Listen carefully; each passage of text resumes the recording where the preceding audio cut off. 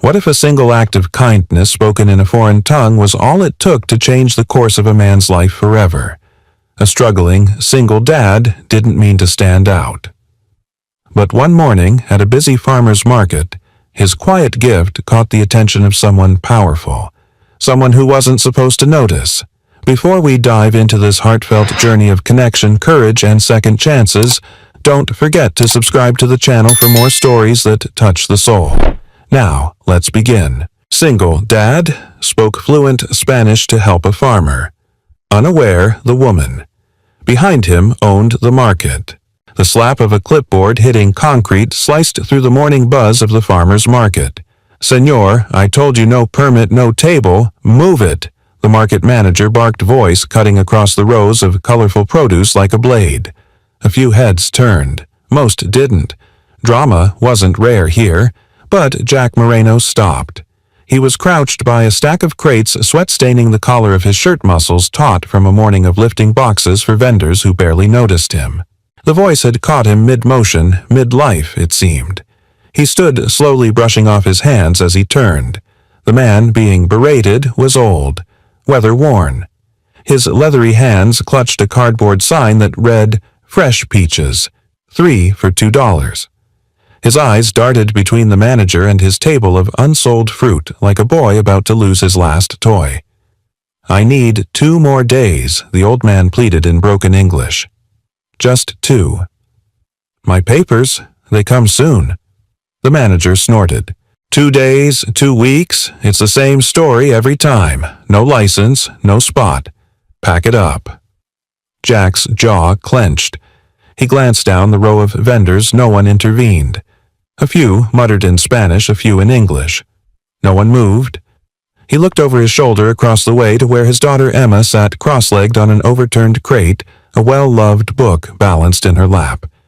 She was watching, wide-eyed, expectant, waiting. He exhaled and stepped forward. "Señor, por favor," Jack said calmly, switching to flawless Spanish. "Déjeme hablar con usted un momento." "Sir, please, let me speak with you a moment." The manager turned, startled. "You speak Spanish now." Jack didn't answer him. He crouched beside the old man instead, asking gently, "¿Tiene usted algún documento que podamos mostrar por ahora? Una carta, una solicitud en proceso. Do you have any document we can show for now? A letter, an application in progress." The old man blinked. "Sí, tengo una carta de la oficina. Está en mi coche." Jack stood. "Give him 5 minutes. He has a letter from the permit office. You'll have your proof." The manager hesitated, glancing at Jack's plain work shirt, his calloused hands. "Who even are you?" Jack didn't flinch. Someone who remembers what dignity sounds like. There was a pause. Then the manager sighed and waved a dismissive hand. "Fine. 5 minutes. If I don't see it, he's out." Jack nodded, already helping the old man gather his things. The tension slowly faded, absorbed by the hum of the market resuming its rhythm. From behind a stall of lavender soaps, Clara Evans watched with narrowed eyes. She hadn't meant to get pulled into anything this morning. She was supposed to observe, take notes, decide if the churning wheels of her corporation should level this place or preserve it. No one knew who she was. That was the point. But something about the way Jack spoke, not just the words, but the weight behind them, held her still. It wasn't just fluency. It was authenticity, and it didn't come from textbooks. She pulled her phone from her coat pocket and opened the market's vendor log. Jack's name wasn't listed. He wasn't a seller, just staff, a mover, a body. But she'd seen something more. Dad Emma's voice called, snapping Jack back. She held up a water bottle. "You forgot this." He took it with a grin. "What would I do without my assistant? You'd probably pass out."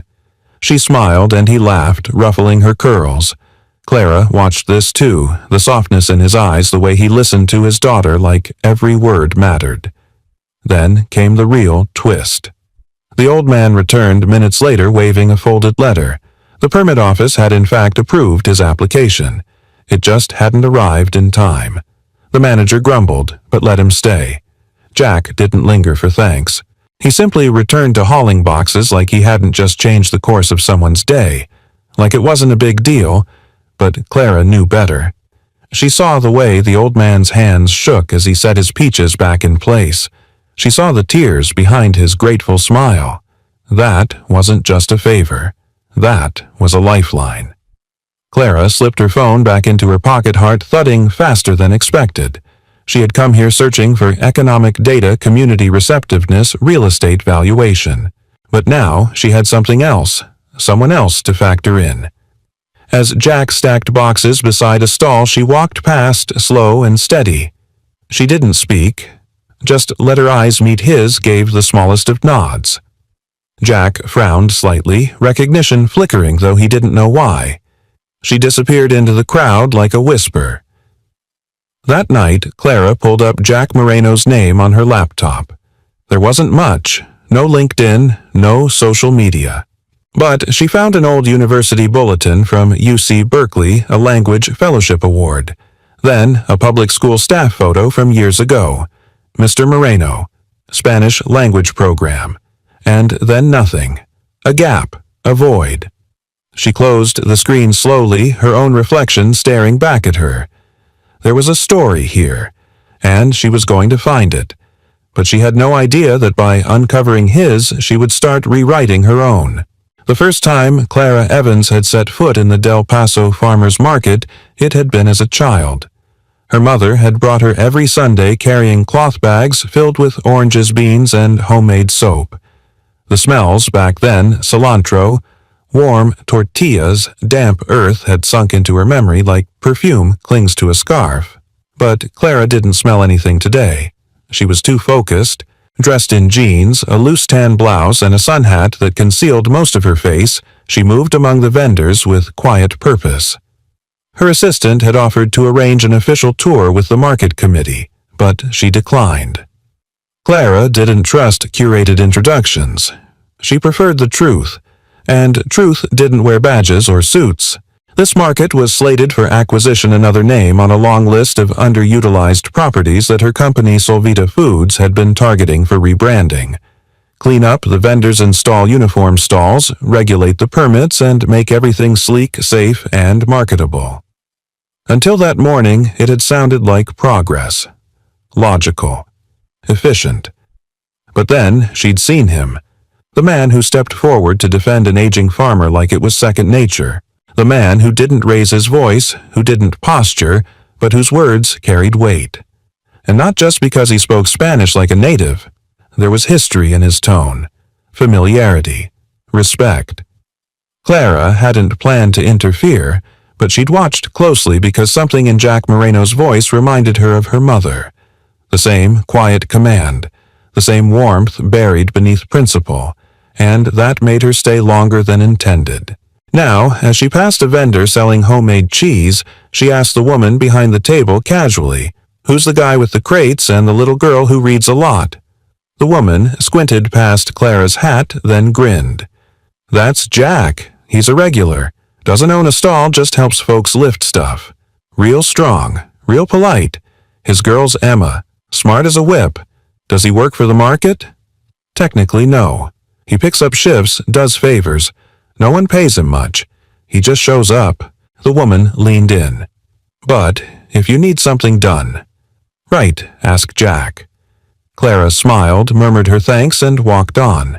She passed Emma, sitting with a sketchpad now, drawing something in the corner of her book, two hands clasped, one large, one small. The child had that inward look some kids had, as if she carried a world inside her head, too big to speak aloud. Clara knew that look. She'd worn it once. At home that night, Clara sat in her reading room, a glass of Pinot beside her, and read the personnel proposal for the Del Paso project again. It called for a full vendor replacement strategy. Remove undocumented or non-licensed sellers, implement vendor uniforms, increase rental fees to encourage premium partnerships. In theory, it made sense, but in practice, she pictured the old man with the peach sign. She saw Jack stepping between two worlds with a language most executives didn't even hear, let alone speak. What struck her most wasn't the Spanish. It was the dignity. Jack hadn't done it to show off. He hadn't tried to win praise. He simply acted because it was right. Clara flipped her laptop open again and typed Jack Moreno plus UC Berkeley. An old academic archive surfaced Jack R. Moreno, recipient Applied Linguistics Fellowship. Further down, a faded school staff photo, Elk Grove Unified School District. Bilingual coordinator. And then, nothing. The trail vanished. It was as if he'd stepped off the professional grid altogether. Clara leaned back in her chair, troubled more than she expected. That kind of resume didn't just disappear unless something personal had happened. Something that made a man walk away from recognition and salary and step into the shadows of manual labor. She didn't like mysteries she couldn't solve. And yet, some part of her hesitated. Not from suspicion, from respect. She wasn't entitled to know Jack's story, but it had become clear if she went forward with her company's original plan, men like Jack would vanish from the market, pushed out by formality and regulation that left no space for nuance or character. And she wasn't sure she could live with that. The next morning, Clara returned to the market. Not to observe, not to hide. She brought coffee. Jack was adjusting crates outside a honey stand when she approached. Emma wasn't with him today. Clara stopped a few feet away and held out a cup. "Black no sugar," she said. "You look like someone who doesn't believe in sweetness before noon." Jack turned, startled. Recognition flickered in his eyes. "You've been watching me," he said, not accusing, just observant. "I've been watching everything," Clara replied. "But yes, especially you." Jack hesitated, wiped his hands on a towel, and accepted the coffee. "I don't usually get attention unless something breaks," he said. "Something broke," Clara said softly. "The way that farmer looked at you yesterday, like you'd held him together." Jack didn't reply right away. Instead, he took a sip, then glanced at her sideways. "You're not just here for groceries, are you?" "No," she admitted. "I'm Clara." He nodded once. Jack. They stood in silence, the clamor of the market filling the spaces between them. Clara took a breath, made a decision. "I'm involved with a company interested in redeveloping this space," she said. "We're looking at community assets, real value, and what you did yesterday, that's not nothing." Jack set his cup down gently. "People here don't need redeveloping," he said. "They need space, respect, a little time, and leadership," Clara said. Jack looked at her long and deep. "I used to lead," he said finally. "Now I show up where I'm needed. Then maybe it's time to lead again." The moment stretched. Then a child's voice called out, "Dad." Emma came running, holding up a hand-drawn flyer for a storytelling event. "Can we go next week?" There's a girl reading poems in Spanish. Jack smiled, brushing a strand of hair from her face. "We'll be front row." Clara watched them, father and daughter. Words and silence. Rooted real good. This place wasn't just a market. It was a language. One only a few people still remembered how to speak. And maybe she could learn it too. Jack Moreno kept his mornings quiet. It was the only time the world didn't feel like it demanded more than he had to give. Every day at 5:15 a.m., he made coffee-packed Emma's lunch and folded her sweater just the way she liked it, sleeves crossed, hood tucked in. Then he'd sit at the kitchen table, sipping slowly, letting the silence wrap around him like a threadbare quilt. But today, silence didn't settle. Not after Clara's words the day before. Then maybe it's time to lead again. She didn't know what she was asking. Jack looked across the kitchen at the dusty bookshelf in the corner. On the top shelf, half buried behind Emma's school trophies and an old ceramic pencil holder, sat a frame turned backward. He hesitated, then reached for it. The photo inside was sun-faded but clear enough. He stood next to a podium, hand resting on a stack of awards.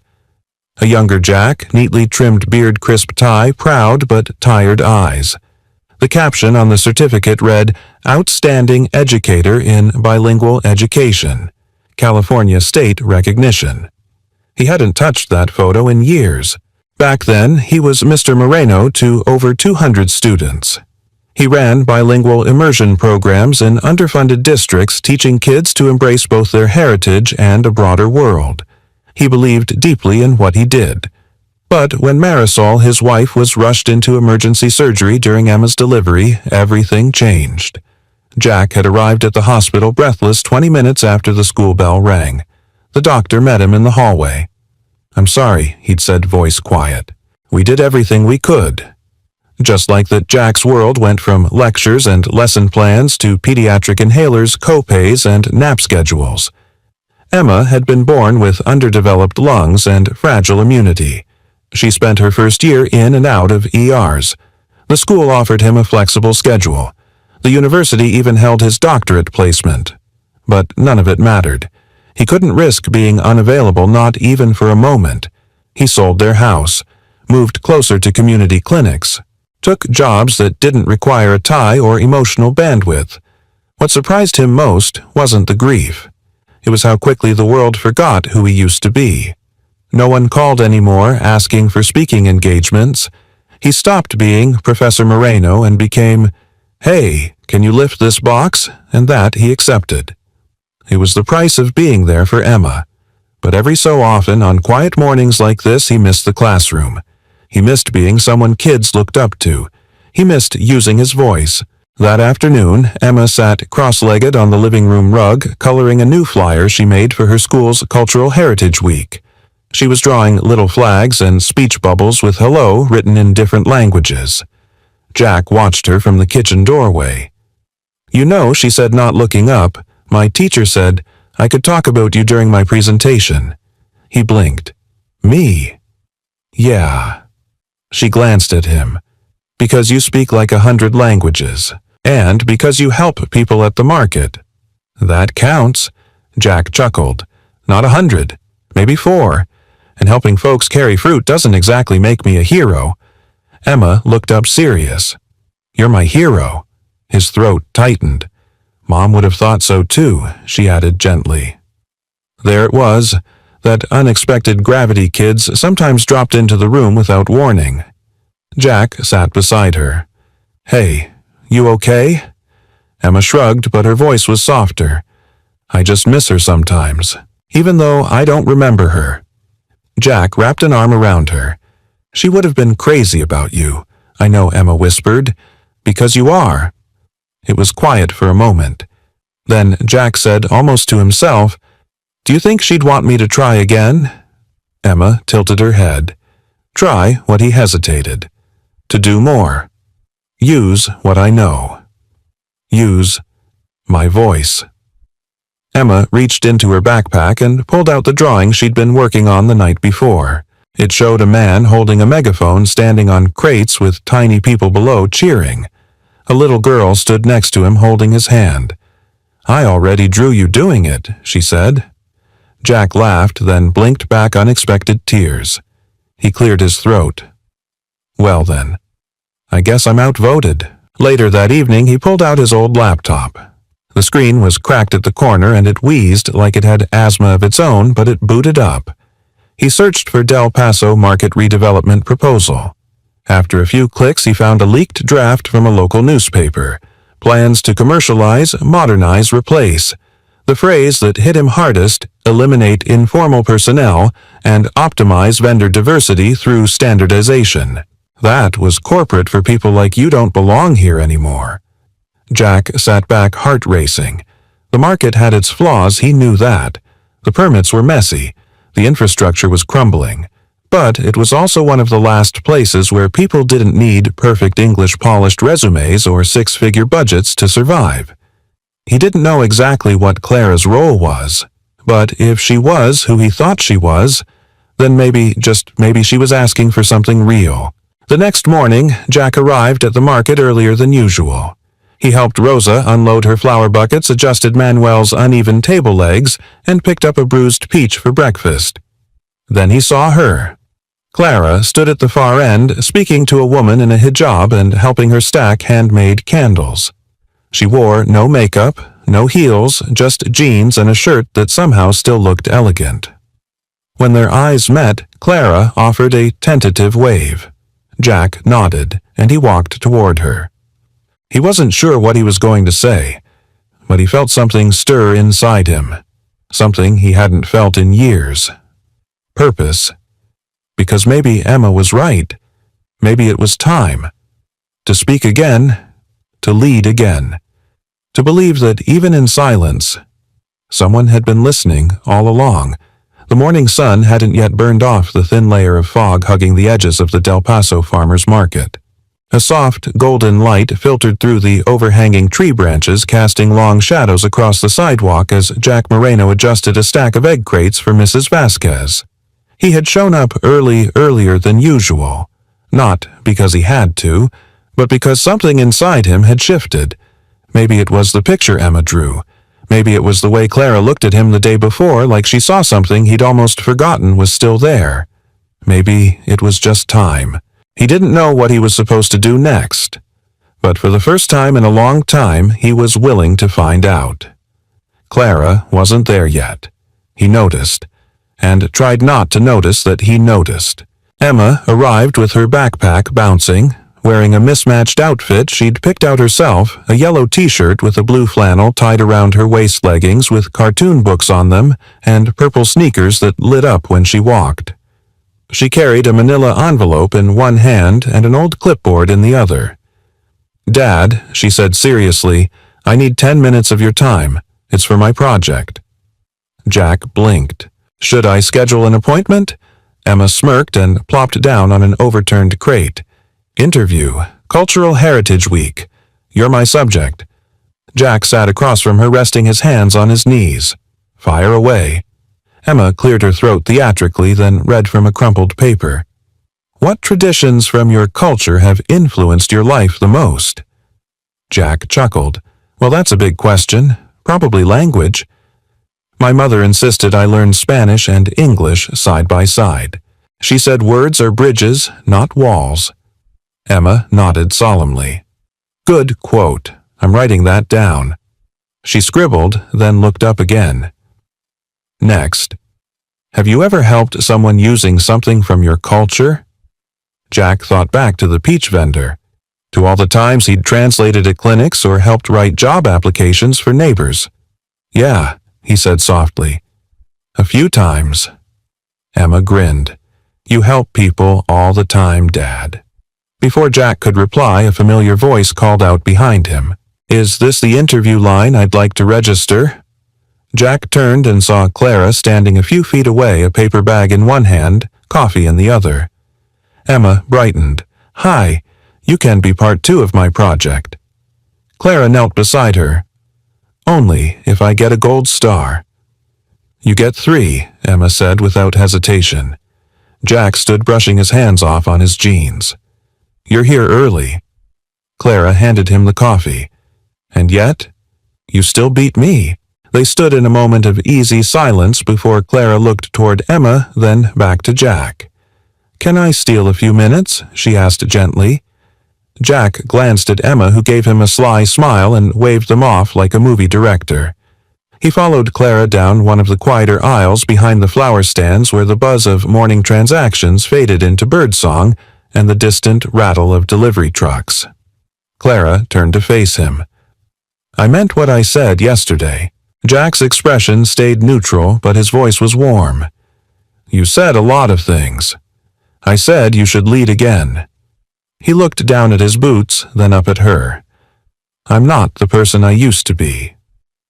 "Good," she said softly, "because the person you are now is the one they need." Jack studied her, unsure of what to say. Clara continued, "I'm going to push back against the company's initial plan, but I can't do it alone. The board sees numbers. I need them to see people. You want me to be—" "What, a spokesperson?" he asked, half incredulous. "I want you to be yourself." "But louder." Jack hesitated. "I've spent years trying not to be noticed."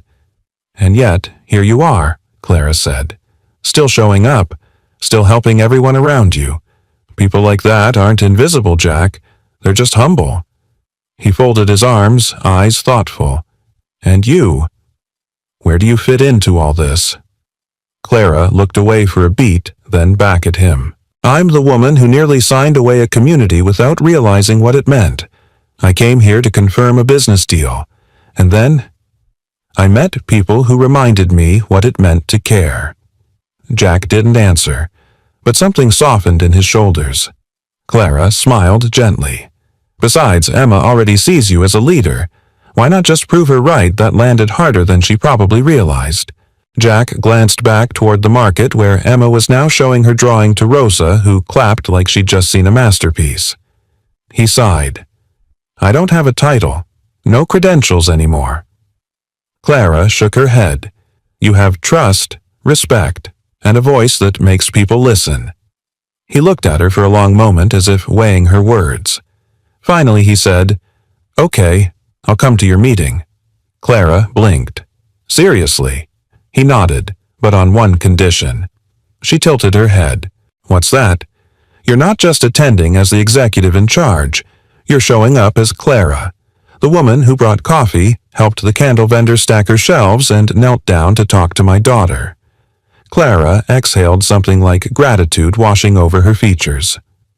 Deal. As they walked back toward the main corridor of the market, Jack felt something he hadn't felt in a very long time. Not pride, not anticipation. Alignment. Like something inside him had clicked back into place. He wasn't fully sure what lay ahead. But as Emma looked up from her drawing and waved her little face full of light and knowing, he realized something. Maybe you don't need to go back to who you were. Maybe you just need to show up as who you've become. And maybe that's enough to change everything. The meeting room above the local community center smelled faintly of lemon cleaner and old carpet. Jack sat near the back, tapping a pen against his leg as murmurs filled the space. Folding chairs creaked under the shifting weight of small business owners, market vendors, and city liaisons. Most people looked tired. A few looked guarded. The walls were plastered with poster boards, proposed modernization plan, vendor application process, projected economic growth. All of it slick, polished, corporate. All of it felt foreign. Jack didn't belong here. He knew that. No name tag, no suit, no briefcase. He'd come anyway. Clara hadn't arrived yet. Jack exhaled slowly. He wasn't sure if he hoped she would walk in or hoped she wouldn't. Either way, he stayed. He owed it to Emma, to the people who called the market home, and maybe for once to himself. Downstairs, Clara stood in the lobby holding her breath. Her heels, a rare choice, clicked too loud on the tile floor. She wore a blazer, not because she liked it, but because today she wasn't just Clara. She was the executive face of Solvita Foods, a billion-dollar entity that didn't take kindly to human complications in their redevelopment models. She hated that phrase. Human complications. The truth was, she used to believe in numbers. Data made sense. It was clean, predictive, useful. But the past few weeks had unraveled that thinking like a thread pulled loose in a sweater. She'd watched Jack lift boxes, speak with dignity, raise a child with tenderness and wit. She'd listened to vendors who built livelihoods on stalls no wider than a closet, whose faces lit up when they spoke of regular customers, of neighbors of community.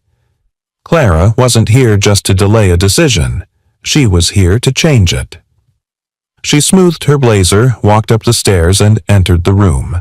Heads turned. Jack saw her and gave a slight nod.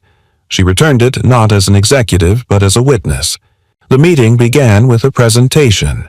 A young man in a sharp blue suit clicked through slides about revenue projections, sanitation upgrades, vendor replacements, standardized product lines. He used words like efficiency streamlining, competitive edge. Clara watched the room carefully. No one raised their voice, but their silence was heavy, familiar. The kind of silence that comes when people know they aren't being seen. When the speaker asked for questions, no one moved. Until Jack stood up. He didn't step forward, didn't try to dominate the room. He just cleared his throat. I have a question, he said. His voice was calm, measured, but it carried. Everyone turned toward him. Jack continued. What happens to the vendor who doesn't speak English well enough to fill out a 3-page online application? The man in the suit hesitated. We'll have translation options. And if they don't have internet access, Jack asked again. There was a pause. Clara stood. She didn't ask permission. I think what Jack is asking, she said clearly, is whether these changes serve the people already here or just make room for a different kind of tenant. The room stirred. A few heads nodded. The man in the suit frowned. Ms. Evans, with all due respect, this plan was approved at the regional level, I know, Clara said, her tone still composed. But I helped write it, and I'm here to change it. Gasps. A few murmurs. One elderly vendor crossed herself. Jack blinked. That wasn't what he'd expected. Clara looked around. I spent the last few weeks walking this market, talking to the people, watching what works, what doesn't. There's room for improvement. Yes, but improvement doesn't have to mean erasure. She gestured to the posters. This plan talks about walls. I want to talk about windows, places where light gets in, where voices can be heard, where diversity isn't cleaned up, it's celebrated. Jack looked at her differently now. Like a wall he didn't realize he'd built had just cracked. Later, as the room cleared and small groups formed around the coffee table and sign-up sheets, Jack found Clara outside on the balcony. She'd kicked off her heels and stood barefoot against the railing, staring down at the street. The sun was dipping low, casting gold along the sidewalk. That was brave, Jack said. She didn't turn. It was overdue. Jack joined her at the railing. For a moment, neither spoke. You didn't have to come back, he said. Most people with power don't. Clara finally looked at him. I think I forgot what power is. He studied her, unsure of what he saw. There was elegance, yes, but also weariness, sincerity, and something else. Vulnerability, maybe. My mother used to bring me to that market, she said softly. I forgot how much it meant to her, until I met you, and Emma, and Rosa, and the man with the peaches. Jack smiled faintly. His name is Enrique. Of course it is, Clara said with a small laugh. They stood there in silence, watching the sky change. Then Clara asked quietly, Do you think they'll trust me now? Jack looked at her, really looked. Not at the CEO, not at the polished version. At the woman standing barefoot asking an honest question. I think they already do, he said. They just needed to hear it from the real you. That night back at home, Emma sat on the floor sorting through colored pencils. Dad, she asked, did you speak up today? Jack paused, recalling every heartbeat of that room. I did, he said. Emma looked up, hopeful. Was it scary? Terrifying? But you did it anyway. Yeah, he said. I did. Emma smiled, then pulled a folded paper from her backpack. Then, you're ready. For what? For Chapter 2, she said, handing him a flyer. It was for an upcoming community storytelling night at the market. Emma had signed him up to speak. Jack stared at the flyer, then at her. You're relentless. Emma shrugged. You're interesting. People should hear you. Jack shook his head with a quiet laugh, but his eyes were warm. Maybe walls could become windows after all. By the time Jack arrived at the evening stakeholder session, the fluorescent lights were already buzzing overhead like a nervous whisper. It was held in the back conference room of a local library, the kind of space that still smelled faintly of dry pages and old varnish. Jack had been invited, not summoned, but he could feel the tension in the air the moment he stepped inside. He was the only one not wearing business attire. Again. A flannel shirt and worn jeans made him look like he was there to fix the plumbing not talk policy. He carried no notepad, no printed proposal. Just a quiet presence and a memory full of stories. Clara was seated at the far end of the rectangular table, her expression unreadable but calm. She gave him a small nod. The only seat left open was beside her. As Jack walked the length of the room, he could feel eyes following him, measuring, weighing. At the head of the table sat a man in a steel-gray suit, sharp-featured and polished in a way Jack instinctively distrusted. Mr. Moreno, the man said, folding his hands. Glad you could make it. I'm Alan Crane, Vice President of Strategic Development for Solvita. Jack shook his hand. "Thanks for having me." Crane gave a smile too tight to be sincere. "We're here to listen, and we're here to move forward. Let's begin." The meeting opened with a formal agenda. Financial forecasts, maintenance plans, the usual corporate jargon scalability, compliance asset optimization. Jack followed what he could, but most of it sounded like they were talking about machines, not people. Then came the part Clara had warned him about. Crane introduced a revised streamlining model for the vendor ecosystem, cleaner, faster, more selective. Jack's heart dropped at the phrasing. More selective, it meant fewer booths, higher rents, English-only applications, erasure dressed in structure. Jack could feel Clara shift beside him. "I'd like to speak," he said, not loudly, but clearly. The room quieted. Crane tilted his head. "Of course, Mr. Moreno. We're all ears." Jack stood slowly. No notes, just his voice. "I want to ask a question," he began. "Not about projections or rental grids. Just one thing." He looked around the room, meeting each gaze. "What exactly are we saving?" he asked. "If we lose the soul of the place in the process?" Silence. He took a breath. "I know what it's like to lose something that can't be replaced. My wife died during childbirth. I gave up my career to raise our daughter, and I never regretted it. But I did lose part of myself.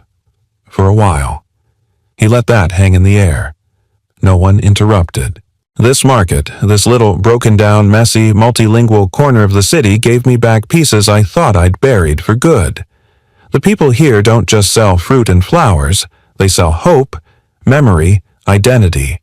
Crane's fingers steepled in front of him. "Mr. Moreno, with all due respect, we understand the sentimental value. But sentiment doesn't sustain a long-term portfolio." Jack smiled faintly. Neither does arrogance. A few people sucked in breath, but Clara didn't flinch. In fact, a subtle glint of pride flashed in her eyes. Jack continued, "If we build over this place, we won't be creating something new.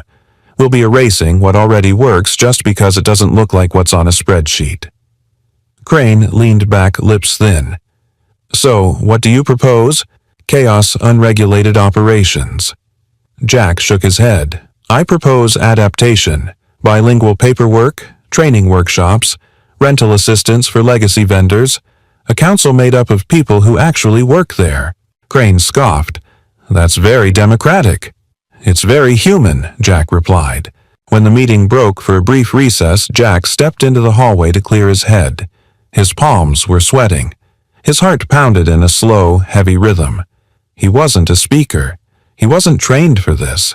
But it felt right, like stretching a limb long asleep. A few minutes later, Clara joined him. "You handled that better than most politicians I know," she said. Jack let out a long breath. "I think I just challenged a VP to a moral duel." Clara smiled. "You didn't just challenge him. You shook him." Jack looked at her, searching. "Does it matter?"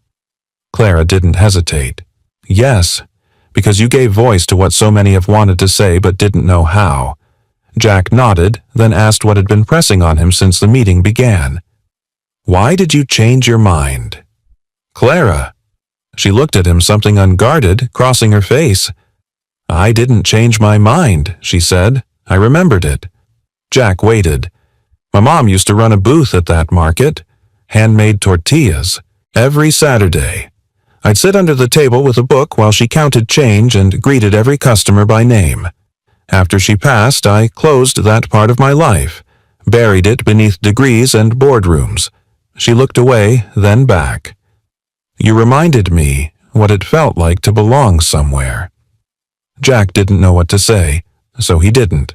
He just stood there beside her, shoulder to shoulder, in the quiet. Later that evening, after Emma had gone to bed, Jack stepped out to the porch. He looked up at the stars, those same distant pinpricks he and Marisol used to lie under, naming constellations they never remembered the next morning. He thought of Clara, of her voice in that room, of her bare feet on the balcony days earlier, of how she'd stood beside him today, not just physically but emotionally, morally. and of something else, something he hadn't let himself feel in a long time. Hope, not the kind that comes easy, but the kind you fight for, the kind that only grows where truth has been spoken, the kind that builds not walls, but windows.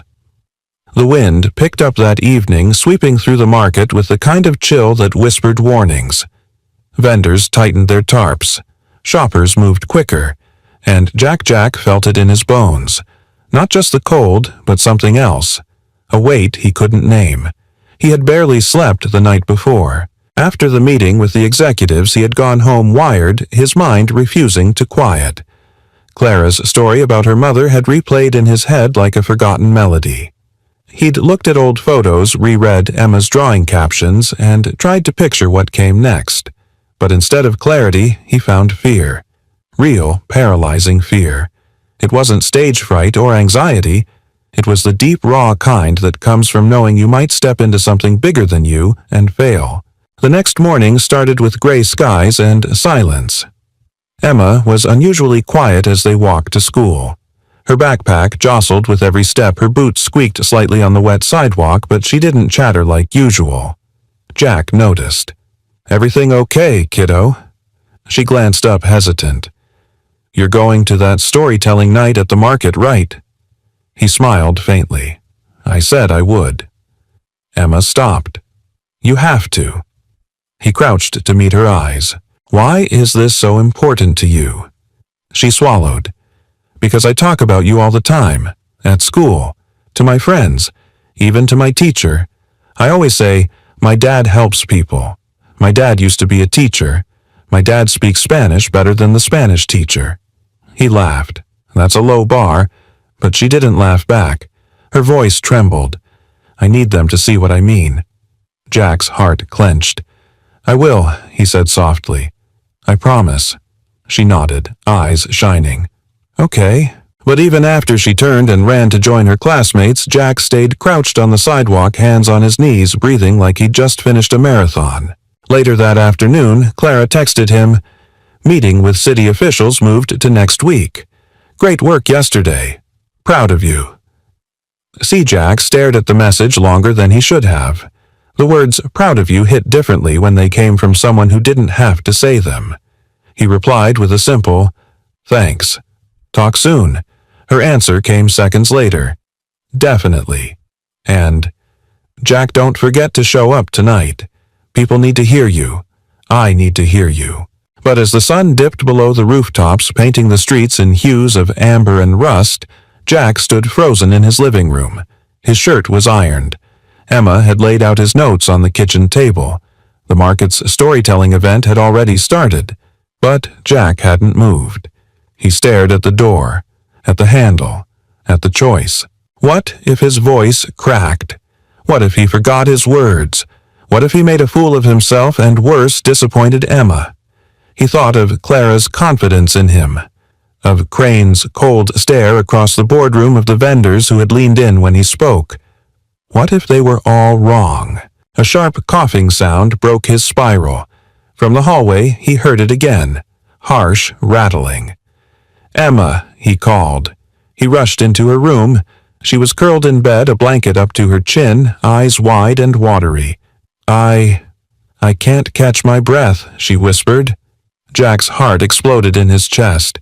He darted to the dresser, yanked open the drawer, empty. The inhaler. "Where is it?" Emma shook her head, panicked. "I thought it was in my backpack." He grabbed his keys and coat. "Come on. We're going to urgent care." Rain had started.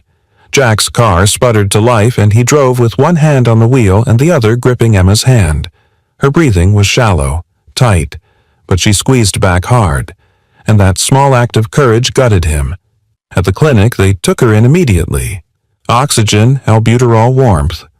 A nurse patted Jack's shoulder and said, "She'll be okay." "You got here fast." He nodded, barely able to speak.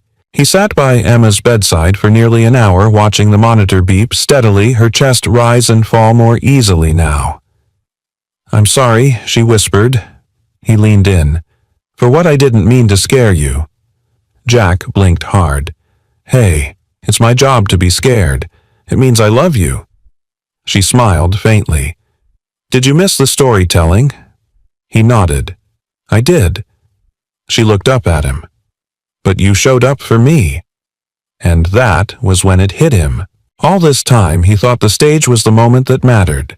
But this being here when it counted, when someone needed him, even when it cost him something, this was the real story. When they got home, it was late. Emma was tucked in, her breathing slow and steady, a soft plush owl clutched in one hand. Jack stood in the hallway, the night quiet around him. Then a knock at the door. He opened it to find Clara standing there in the rain, holding a paper bag and a thermos. "Is she okay?" she asked immediately. He nodded. "We're back from the clinic. Just now." Clara exhaled. "I waited for you. At the market." He looked down. "I was going to come." But then she reached out, resting a hand lightly on his arm. "You made the right choice." "I broke my promise." "No," she said. "You kept your real one." They stood there in silence, the rain a soft percussion around them. "I brought you some of the tamales Rosa made for the event," Clara said. "And some tea." Jack accepted the bag. "Thank you." She hesitated, then added, "They saved a spot for you, if you ever want to tell your story." Jack smiled, exhausted but genuine. "Maybe next week." Clara turned to go, then paused. "By the way, your daughter gave me a copy of her school project. The part about you." Jack raised an eyebrow. "She did." Clara's voice softened. She said, "My dad is made of quiet strength, the kind you don't always hear, but you always feel." Jack closed his eyes and let the words settle. Not every voice has to be loud to be powerful. Sometimes it just has to be there when it matters most. The day of the community town hall dawned crisp and clear, as if the sky itself had taken sides. Jack stood at the kitchen sink staring out the window while the kettle boiled behind him. Emma was still sleeping, curled like a kitten beneath her favorite quilt. He'd promised Clara and himself that he would speak today. For real this time. No backing out, no detours, no emergencies to hide behind. Still, his hands trembled as he reached for his mug. This wasn't fear of public speaking. Not anymore. It was the weight of responsibility. Because this time his voice mattered. And not just to the people in the room, but to the vendors who couldn't speak the language, to the grandmother who sold tamales from a folding chair, to the young boy who helped his mother sell flowers before school. He wasn't just speaking as Jack Moreno, the man who once taught language. He was speaking as a man who remembered what silence had cost him and what stepping forward could restore. By mid-afternoon, the community center buzzed with life. Folding chairs filled the multi-purpose room, and rows of string lights dangled from the low ceiling like hopes hanging on thin wire. People stood in clumps, whispering nervously or sipping coffee from styrofoam cups. A few reporters lingered in the back, notepad ready. At the front of the room, a small stage had been set up with a single microphone. A hand-painted banner above it read, "Voices of Del Paso. A town hall for the people." Jack stepped inside and spotted Clara immediately. She stood near the podium, clipboard in hand, speaking with a woman from the city's redevelopment office. Her dark blue dress contrasted the warmth in her eyes when they met his. "You came," she said. "I said I would." She smiled. "Emma's here too. She's sitting front row. Looks like she brought half her class." Jack's eyebrows lifted. "Should I be nervous?" "You already are." They shared a laugh. It felt easy, natural, in a way Jack hadn't felt with another adult in a long time. Not since Marisol. Clara stepped closer, lowering her voice. "They're going to listen." "Jack, but speak like no one's in the room but Emma." He nodded, swallowing the tightness in his throat. "I can do that." The event began with Clara introducing the purpose of the gathering, to hear directly from those who would be most affected by the proposed redevelopment. One by one, vendors came up, nervous but brave. Rosa told a story about how her flower stand had funded her son's college tuition. Manuel shared how his produce stall had been passed down through 3 generations. A teenage girl spoke softly about translating for her mother every time inspectors came. Each story was a thread weaving together something bigger than any one voice. Then Clara stepped up again, and now she said a voice I think we've all come to trust. A man who's not just part of this market, but part of what it stands for. She turned, met Jack's eyes, and stepped aside. The room stilled. Jack climbed the steps to the stage, his heart hammering. For a moment, the microphone loomed like a mountain. Then he took a breath and began. "My name is Jack Moreno," he said, "and I'm not a vendor. I don't run a booth or sell handmade soap. I don't have a logo or business cards. I carry crates. I translate when someone's scared. I walk my daughter past these stalls every week." He paused. "But I'm not here to talk about me. I'm here to talk about what happens when voices are lost." He told them about the day Enrique almost lost his stand because he couldn't explain a permit delay, about Rosa trying to fill out digital paperwork on a phone with a cracked screen, about the boy who translated adult conversations without knowing the weight of the words. And then he said, "Every time we ask someone to speak a language they don't know, navigate a system they don't understand, or follow rules written by people who've never looked them in the eye, we are not improving a system.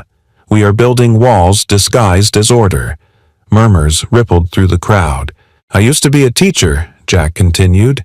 "Language was my life. But when my wife died and I had to raise my daughter alone, I stopped using my voice. For a long time, I thought silence was survival." He looked out over the crowd at Emma, who sat wide-eyed between her friends. "But my daughter taught me something.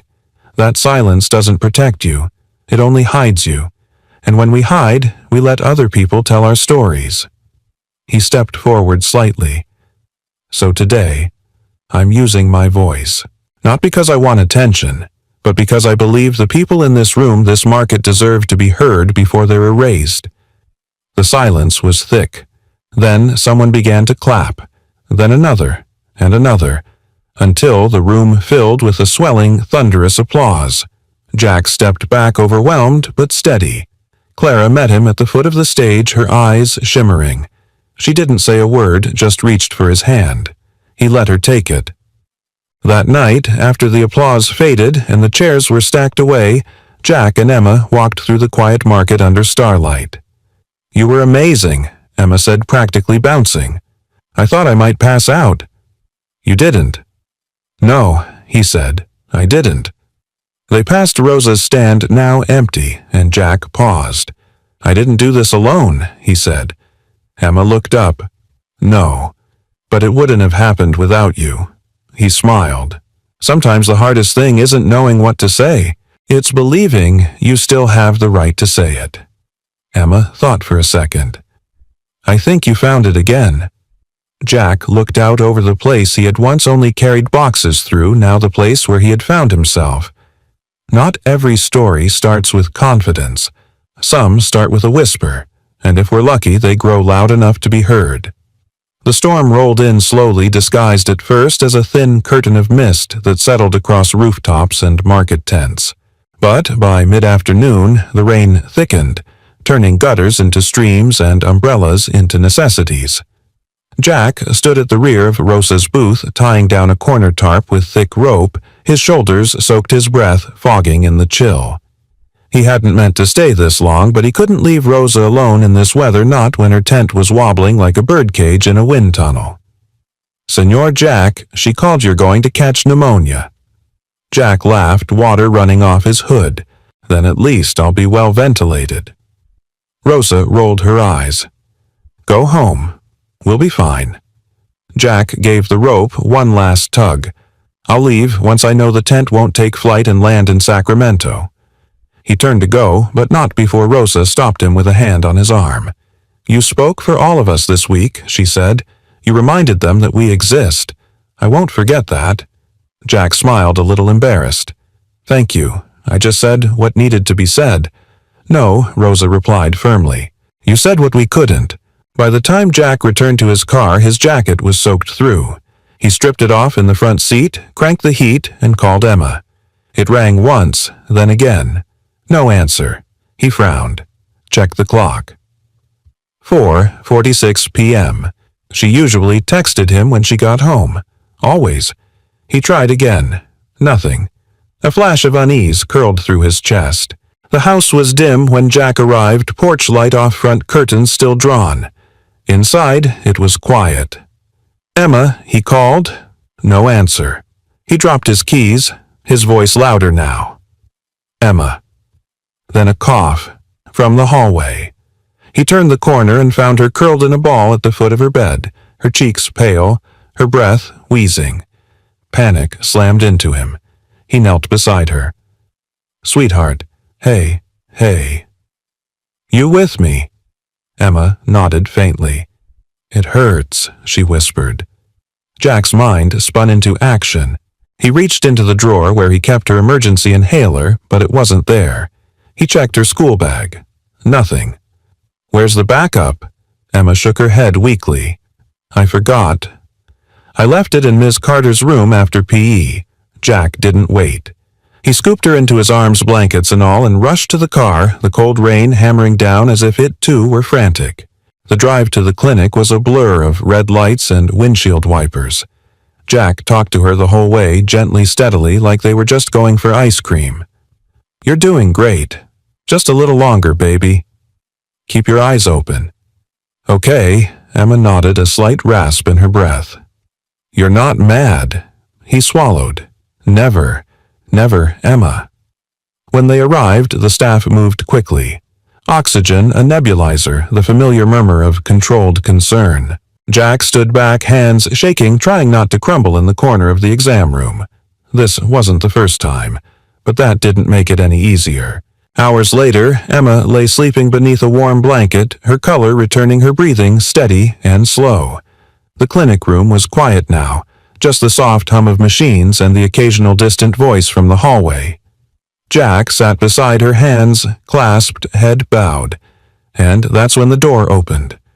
Clara stood there holding 2 cups of coffee and a bag of crackers. "I saw the porch light was off," she said quietly. "I knew something wasn't right." Jack stood startled. "How did you—" "I was going to stop by after the storm," she said, "to check on the market, and maybe check on you." She looked at Emma, then at him. "Is she okay?" Jack nodded slowly. "She's stable now."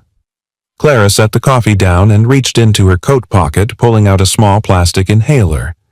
"I keep one in my glove box," she said, "just in case."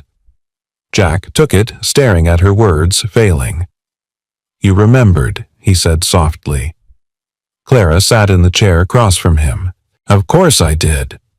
They sat in silence for a moment. Then Clara spoke, her voice barely above a whisper. "This is why you hesitated, isn't it? The meetings, the speeches. You were afraid that if you stepped too far into the world again, you might miss something that mattered more." Jack looked at Emma. Then he nodded. "I already failed once," he said. "When she was a baby. I didn't get there in time. I promised myself I'd never do that again." "You didn't fail," Clara said gently. "You built a life around her. And you've shown up for her every single day." He met her eyes. "It still doesn't feel like enough." Clara shook her head. "That's what good parents always think."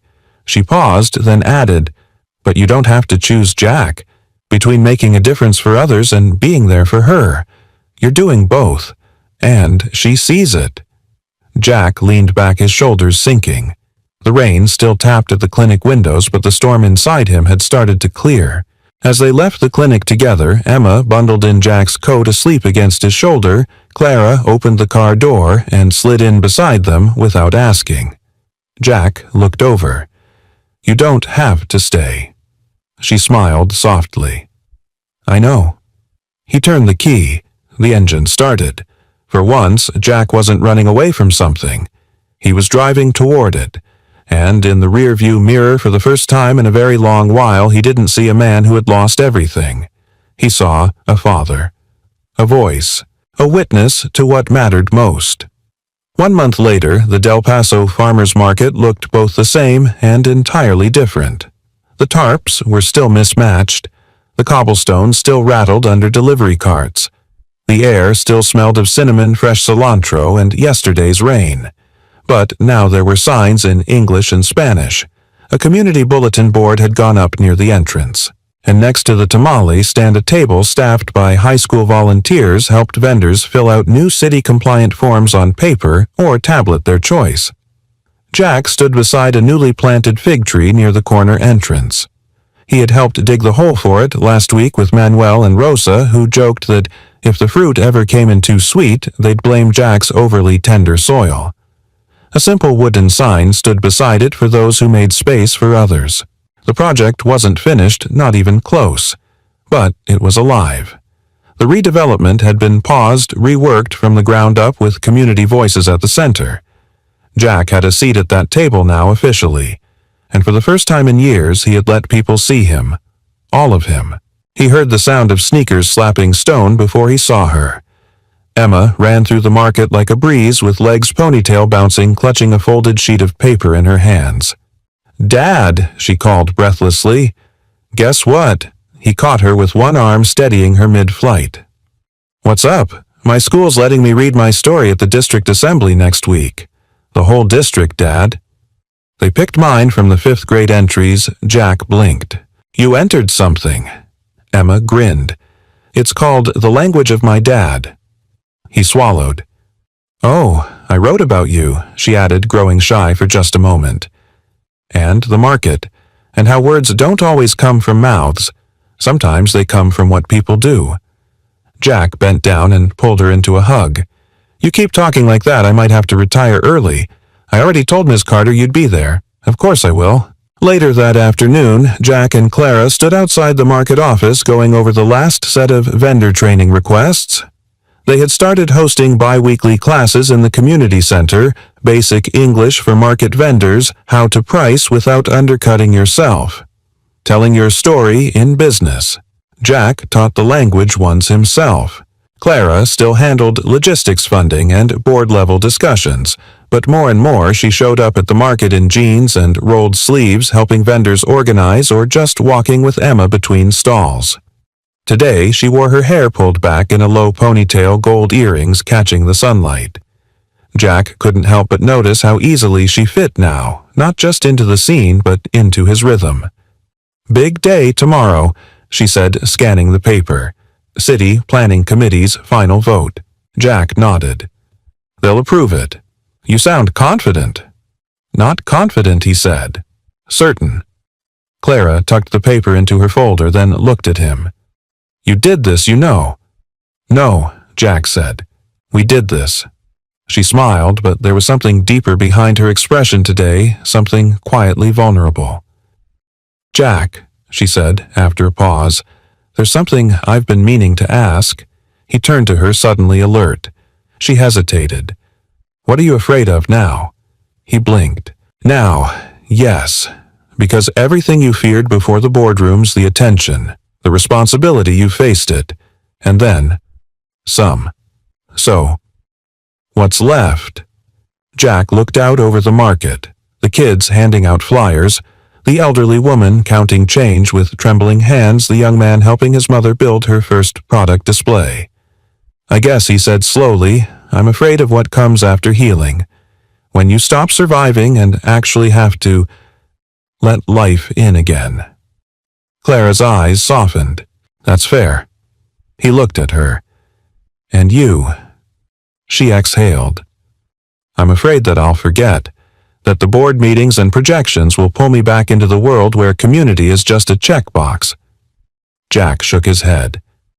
"I don't think you could ever forget this place now." "I don't want to," she whispered, "because this is the first time in a very long time I've felt like me." He reached for her hand. She let him. It wasn't grand. It wasn't theatrical. Just real. Two people, both scarred and softened by life, quietly choosing not to walk alone anymore.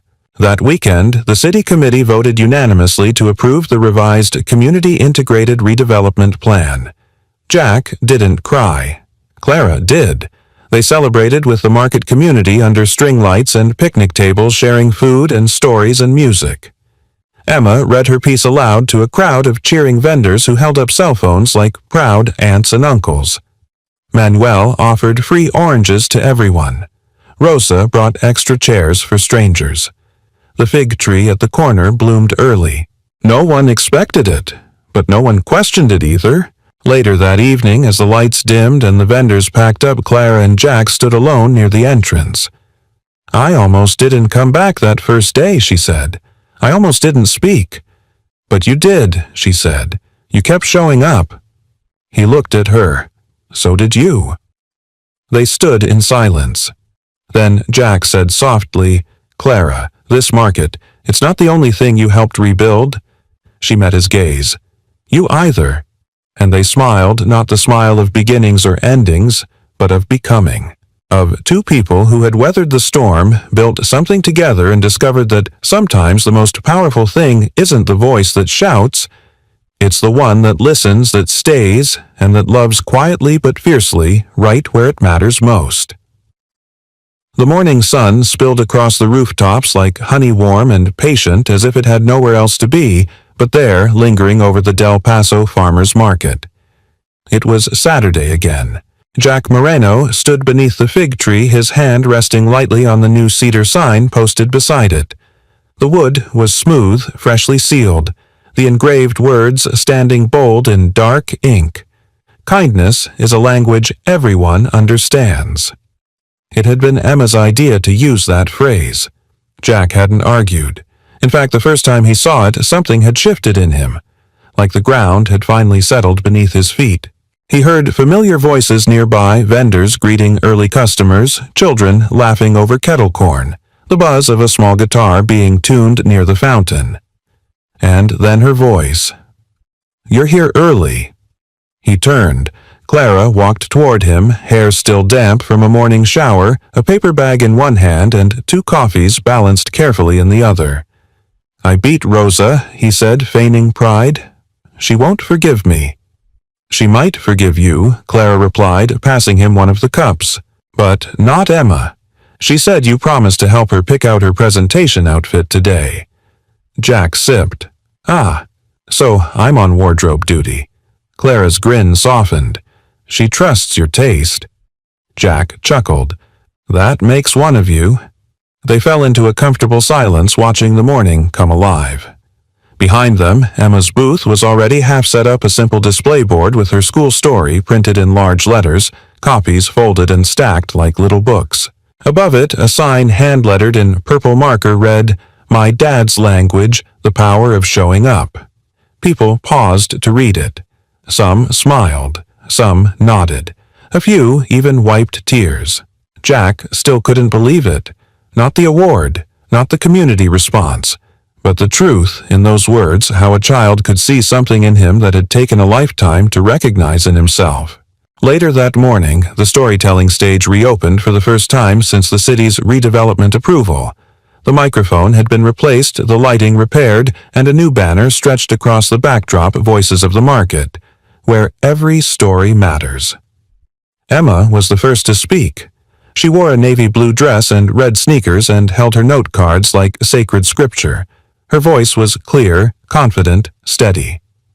"My name is Emma Moreno," she began, "and this is the story of my dad. He doesn't wear a cape, he doesn't fly or shoot lasers, but he does something cooler. He helps people feel like they belong." The crowd quieted, leaning in.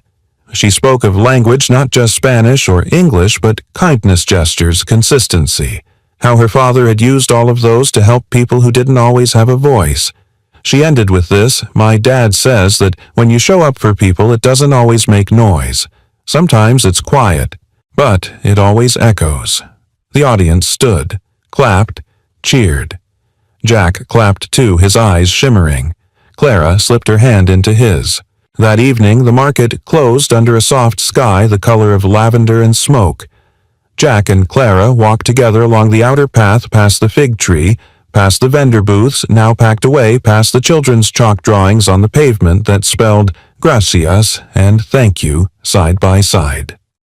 They paused near the gate where a new installation had gone up, a collage of photos, stories, and handwritten notes from community members. In the center was a snapshot of Jack on stage, microphone in hand, eyes, calm voice, mid-sentence.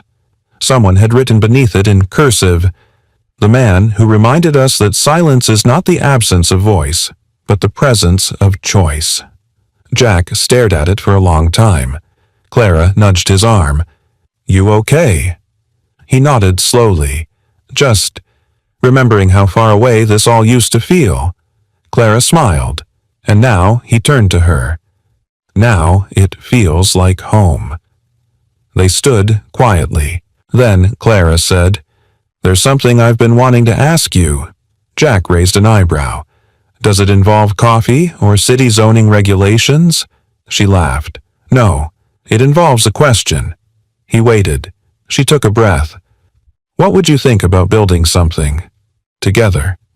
He blinked. "The market?" "No," she said gently. "I mean, life. You, me, Emma." He didn't answer right away. Instead, he took her hand, brought it to his lips, and kissed it softly. "Then I think I'd be a fool not to." Clara smiled wide and whole. "Good, because I already bought a second toothbrush."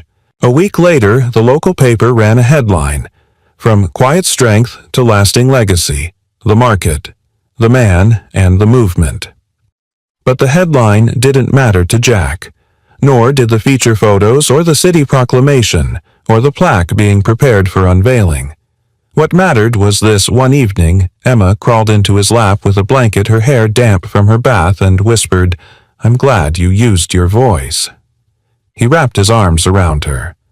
"Me too, sweetheart." "Do you think it's true?" she asked sleepily. "That kindness echoes." Jack looked out the window where the lights from the market still glowed in the distance, warm and steady.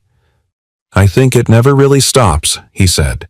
"It just keeps going, person to person, like a story that knows how to find the right ears." She yawned. "Then I'm going to be kind forever." He smiled. "You already are." And in the hush that followed, the house breathed softly with the peace of things once broken, now made whole. A man who had stopped speaking had found his voice. A woman who had forgotten her roots had rediscovered them. And a child who believed in both had rewritten what legacy could look like. No banners, no noise, just presence, truth, and love. And in that they built something stronger than any structure. They built home. Where are you watching from today? We'd love to hear your thoughts. What part of the story moved you the most? Drop a comment below and let's connect. And if this story touched your heart, don't forget to subscribe for more meaningful tales just like this one. Thank you so much for spending your time with us. Until next time, stay kind, stay hopeful, and keep believing in the power of small miracles.